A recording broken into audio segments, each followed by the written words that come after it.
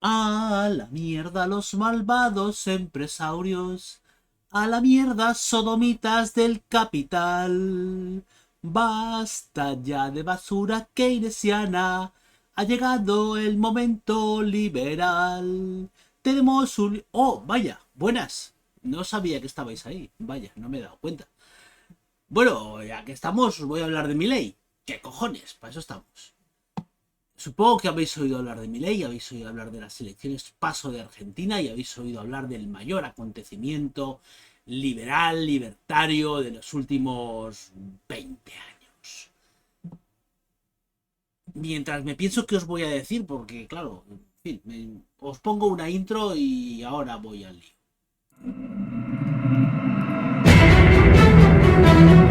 Yo soy presidente del gobierno.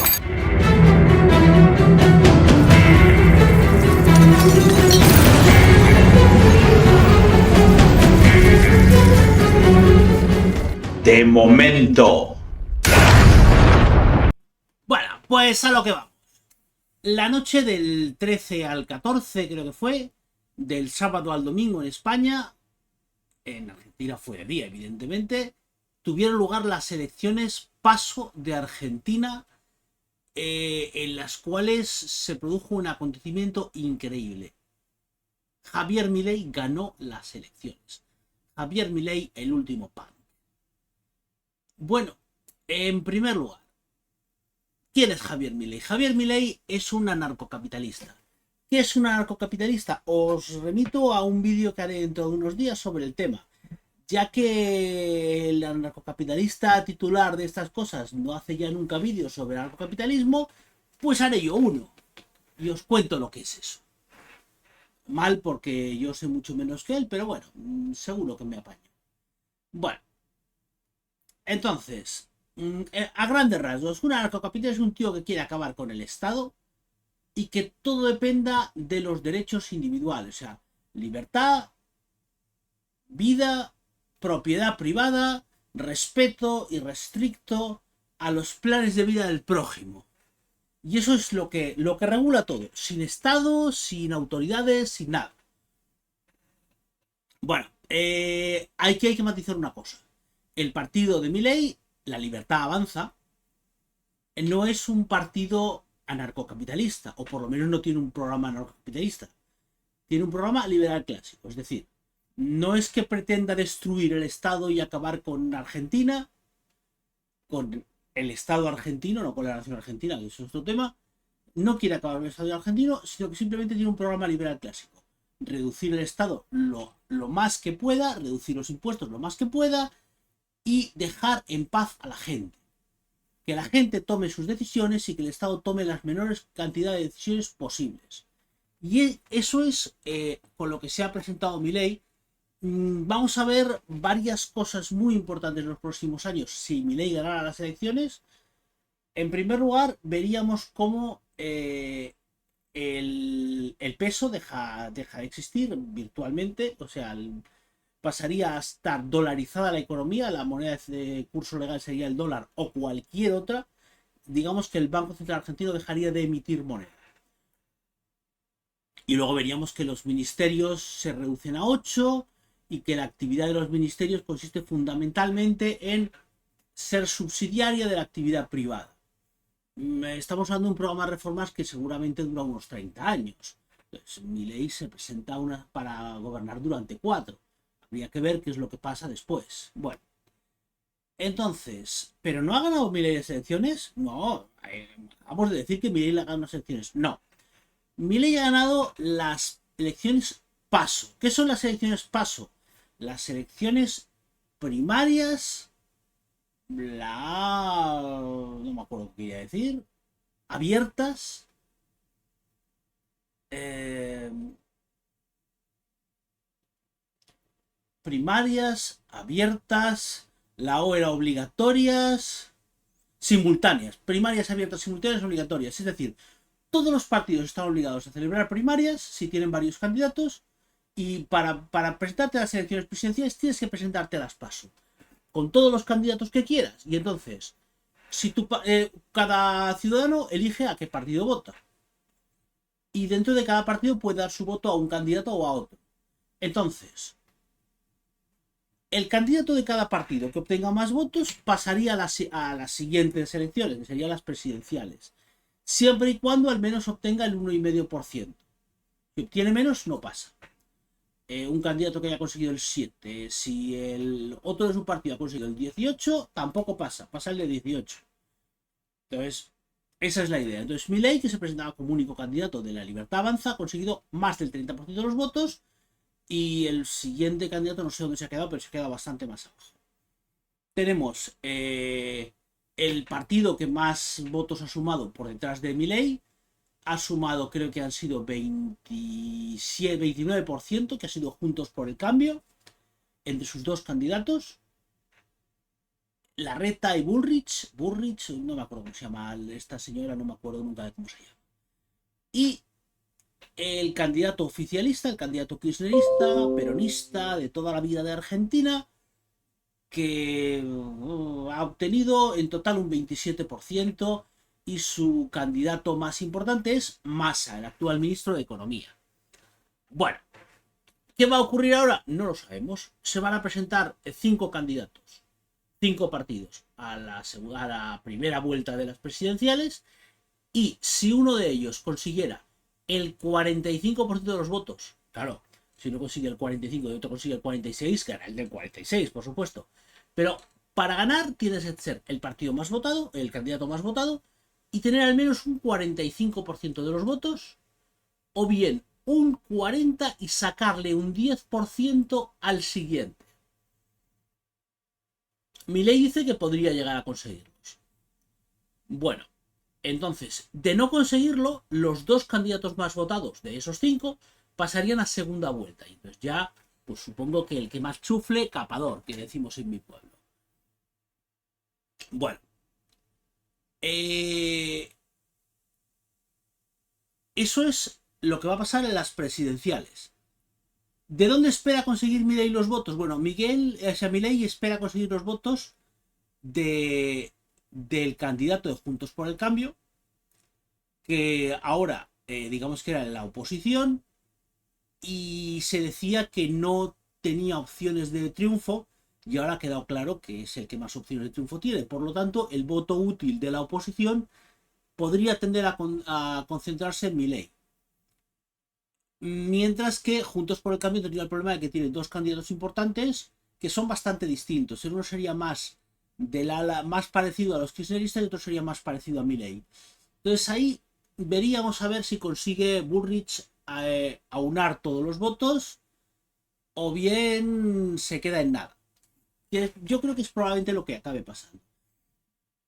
Y luego están los oficialistas, que tienen a dos candidatos también, y tienen que unificar el voto de esos dos candidatos, y tienen que tocar a rebato para combatir a Milei. Yo creo que será la segunda vuelta, quiero pensar que será Milei contra los peronistas, los oficialistas, los kirchneristas. Milei contra Massa. Y que probablemente gane Milei.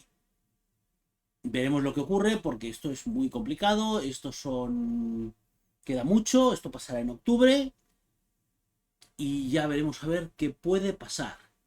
Nos hemos encontrado en la prensa española, fundamentalmente, gente hablando del candidato de la ultraderecha, Milei, el ultraderechista. Hay una cosa curiosa en la prensa española y en la gente de izquierda sobre todo, pero también se da entre la gente de derechas. Te hablan de ultraderecha, y en la ultraderecha ahí cabe todo. O sea, tú tienes tranquilamente en la ultraderecha, tienes a Buxadé, a Hitler y a Milei, y son todo lo mismo. Pues no, señor, eso no tiene absolutamente nada que ver. Entonces, Milei es una persona, digamos, podríamos llamarle ultraliberal, porque la persona más hacia el polo de la libertad que hay en estos momentos en la política, pues, mundial, que tenga algún peso. Podríamos llamarle ultraliberal, pero no podemos colocarlo en el mismo lugar que a Hitler. O sea, si llamamos ultraderecha a Hitler, no podemos llamar ultraderecha a Milei. Hitler es muchísimo más parecido a la ultraizquierda que a Milei. Entonces, si tuviéramos que establecer la diferencia entre derecha e izquierda, tal como se hacía en Francia en el siglo XVIII, que es de donde sale, los que se sientan a la derecha son los que son partidarios de mantener el antiguo régimen, de mantener un sistema de privilegios, y los que se sientan a la izquierda son los partidarios de acabar con el antiguo régimen y de buscar un igualitarismo, una igualdad de derechos ante la ley. Bien, eso es la división clásica. Entonces tendríamos a los liberales a la izquierda y a los conservadores a la derecha. Y luego aparecieron los socialistas, que eran difíciles de encuadre, se acabaron colocando a la izquierda, vete tú a saber por qué. Y luego aparecieron los nazis, que por alguna razón alguien dijo que estaban en la derecha. Es en estos momentos hablar de una línea derecha e izquierda basada en cómo se sentaron unos señores en la Asamblea Francesa a finales del siglo XVIII es una imbecilidad. Yo personalmente soy más partidario de decir que esa línea tiene que basarse en, en la defensa de la libertad individual frente al totalitarismo. Entonces, a un lado tendríamos comunistas junto a fascistas, que serían la ultraizquierda, luego veríamos socialdemócratas, luego veríamos democristianos, conservadores, liberales, anarcocapitalistas, que serían la extrema derecha. Entonces sí, en esa división, que la única persona que conozco que la haga soy yo, los anarcocapitalistas y Javier Milei sería extrema derecha. Pero dado que la única persona que conozco que haga esa división soy yo, pues no creo que sea la que hacen los periódicos. Los periódicos simplemente van a... Lo que no es izquierda es ultraderecha. Y ya está. Entonces, como Milei está mucho más al otro lado que los comunistas, está muy lejos de los comunistas, por lo tanto es extrema derecha. Eso es una estupidez. Una pedazo de estupidez. Bueno, vamos a ver. Eso se ve, claro, o bien a periodistas analfabetos, políticos malintencionados, o al revés. Políticos analfabetos, periodistas malintencionados, una mezcla de todos los cuatro tipos de capullos. Son los que nos dan esa desinformación que conduce a creer que todo es o izquierda o ultraderecha.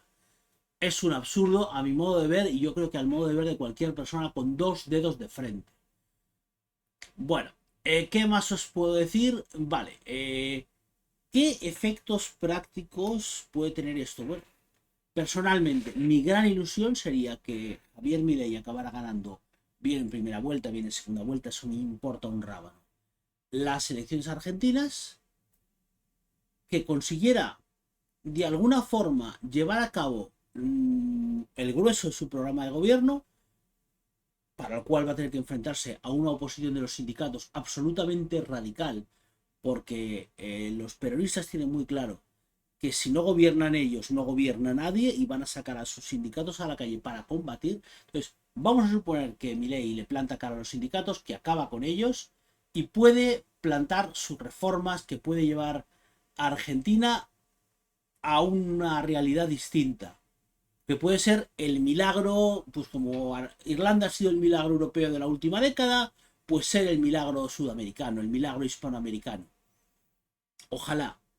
Y tengamos un polo de libertad, un polo de crecimiento en el cono sur, que buena falta le hace. Porque Chile está empezando a agotarse. Bueno. ¿Y qué otra cosa veo yo de todo esto? Bueno, me gustaría que esto fuera un ejemplo, el enorme crecimiento que tendría Argentina, la enorme riqueza que se quedaría Argentina. Argentina dejaría de ser un país de migración neta para ser un país de inmigración neta, un país al que la gente querría ir a vivir.